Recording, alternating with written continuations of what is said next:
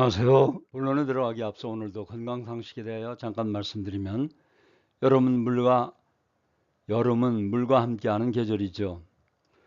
물을 충분히 섭취하면 감기 예방에 도움이 된다고 합니다. 물은 호흡기 점막을 촉촉하게 유지하고 기관지와 폐의 섬모의 활동성을 늘려서 바이러스나 세균이 호흡기를 통해 침입하는 것을 막아주어 폐에 관한 질병을 예방하는 데 큰 효과가 있다고 합니다. 원로 지도자님들 부디 여름 물의 섭취를 잊지 마시고 항상 건강하시고 행복하시길 기원드리며 시작하겠습니다. 안녕하세요. 신통일한국 원로들의 길잡이 이재홍입니다. 오늘 2025년 7월 30일 수요일 원로들의 길잡이 129번째 안내를 시작하겠습니다. 제 영상이 도움이 되셨다면 구독, 좋아요 잊지 마시고 눌러주시면 더 좋은 영상을 만드는 데 큰 힘이 되겠습니다.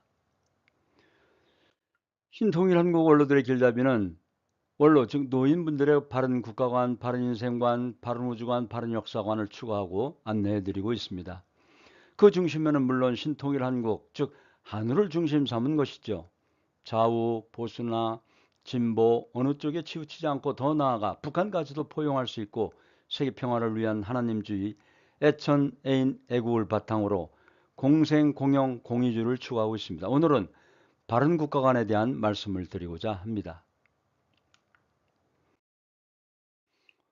오늘의 주제는 신통일 한국, 신과 국가에 대하여 라는 주제로 말씀드리고자 합니다. 2022년 2월 23일 러시아가 우크라이나를 침공했습니다. 세계 각국은 이 전쟁이 며칠 내로 종결될 것으로 생각했지만 일부 전문가들은 전쟁은 이제부터 시작이라고 말했습니다. 전자는 러시아, 우크라이나 양국이 현재 보유하고 있는 물리적 전쟁 수행 능력만을 본 것이며, 후자는 우크라이나 국민들의 의식 수준과 우크라이나를 배후에서 응원하고 있는 서방 국가들의 지원 능력에 주목했던 것입니다. 특히 우크라이나 국민들의 의식 수준과 같은 힘을 가리켜 미국의 유명한 정치학자인 조셉 나인은 소프트 파워라고 불렀습니다. 전쟁은 2025년 6월 말 현재 3년 이상 계속되고 있지만 지금 러시아군은 지난날 아프가니스탄에 침공했던 소련군만큼이나 고전하고 후회하고 있는 것으로 보입니다. 소프트 파워가 살아있는 한 그 나라는 망해도 망한 것이 아니라 남아있는 것입니다. 러시아군이 물리적으로 우크라이나의 승리, 우크라이나의 전체 영토를 차지한다고 할지라도 러시아는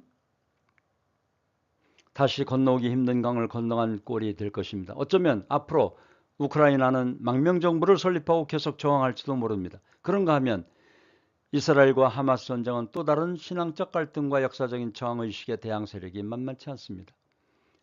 이 전쟁도 곧 끝날 것 같지만 쉽지 않을 것 같습니다. 더욱이 미국이 일방적으로 이스라엘 편에서 이란 핵시설까지 폭격을 가함으로써 이 전쟁 역시 오리무중입니다. 파스칼은 그의 책 팡세에서 힘이 없는 정의는 무능이고 정의 없는 힘은 폭력이라고 지적했습니다. 우리 사회가 직면한 가장 큰 문제는 저출산 고령화입니다. 물론 남북관계나 남남 갈등에서의 이남 이데올로기 문제도 국가적인 문제이겠습니다만 사회적인 문제 중에 저출산 고령화에 이어 경제 문제, 임금 상승 이상의 물가 상승, 부동산 가격 폭등, 사회, 경제, 정치적 양극화 현상, 인구 감소에 따른 지방 소멸, 소득과 고용의 불안정 등입니다. 신통일 한국의 건국 실현 이념의 그 대안이 바로 공생, 공영, 공의주의입니다. 경제적 측면이 공생주의고 정치적 측면이 공영주의이며 사상적 측면이 공의주의입니다. 지금 현대 모든 국가에서는 자본주의 또는 사회주의 한쪽만을 일방적으로 채택하고 있는 나라는 한 곳도 없습니다. 양쪽의 요소들이 서로 혼합된 시스템으로 돌아가고 있습니다. 공산주의 국가에서도 이미 경제 시스템은 자본주의 시장경제 체제를 도입해 운영하고 있지 않습니다. 북한에서도 이미 장마당이라는 시장경제가 이미 돌아가고 있습니다. 한편 자유민주주의 국가에서는 사회주의적인 요소를 받아들여 시장경제 시스템에 국가가 깊숙이 관여하고 있습니다. 사상적인 측면에서 볼 때도 신분주의와 인본주의는 상호 대립관계가 아니라 상호 보완관계입니다. 신과 인간을 일체적 관계입니다. 인간은 신의 속성을 닮아난 존재입니다. 신분주의 사상과 인본주의 사상은 서로 만나서 조화와 균형을 이루어야 할 것입니다. 그것이 바로 공생공영 공의주의인 것입니다. 신통일한국과 신평화세계는 공생공영 공의의 평화체제를 형성하는 것입니다. 자유와 평화와 통일과 행복의 가치가 가득한 세상을 의미합니다. 따라서 신통일한국의 건국실현의 이념은 공생공영 공의주의이며, 공생은 더불어 함께 누리는 경제체제를 의미하며 공영은 더불어 함께 참여하는 정치체제를 뜻합니다. 또한 공의는 더불어 함께 실천하는 윤리를 뜻하는 것입니다.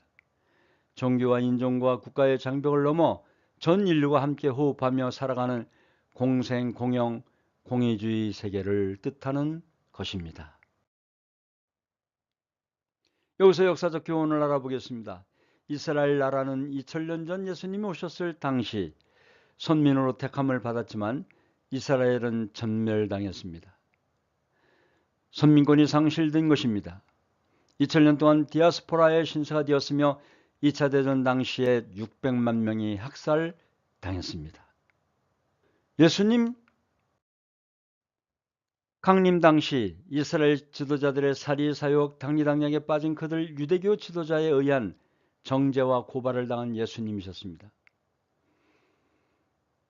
네가 살아있면서 어찌 하나님이라 하느냐, 신성모독죄와 그리고 나를 따르라 한 국가 반란죄 등으로 제사장, 서기관, 교법사, 장로들의 고발로 십자가에 처형되셨던 예수님이셨습니다.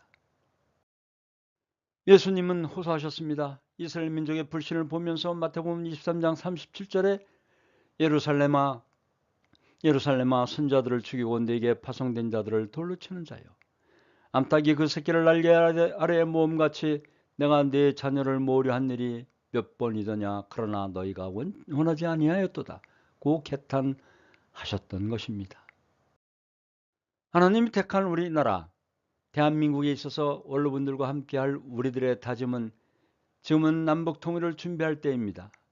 준비된 통일은 축복이지만 준비 없는 통일은 재앙입니다. 평화와 민족의 저력을 발휘할 때입니다.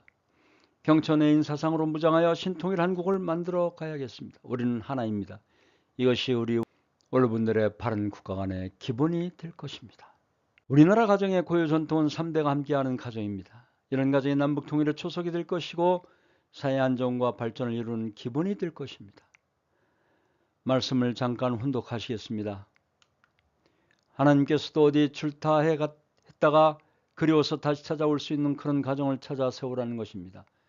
부모가 자식의 집을 찾아가듯 기쁜 마음으로 편하게 찾아오는 가정을 준비하라는 것입니다. 그것이 바로 하나님을 모시고 사는 삶입니다. 그곳에서는 부모의 사랑, 부부의 사랑, 자녀의 사랑, 형제의 사랑 등 4대 사랑권인 4대 심정권의 완성을 보는 것입니다. 평화경 637쪽을 참고하였습니다.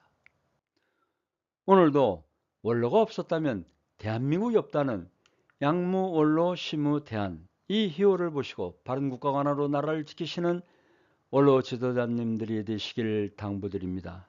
또한 우리 원로들께서는 자존감을 가지시고 우리 원로들이 없으면 가정도 나라도 세계평화도 미래도 없음을 아시고 계속되는 무더위 속에서 항상 건강하시고 행복하시길 기원드리면서 바른 국가관으로서 공생, 공영, 공의주의 속에서 통일을 함께 준비하시는 원로님들이 되시길 기원드리면서 오늘의 원로들의 길잡이 7월 30일 129번째 순서를 모두 마치겠습니다. 감사합니다. 고맙습니다.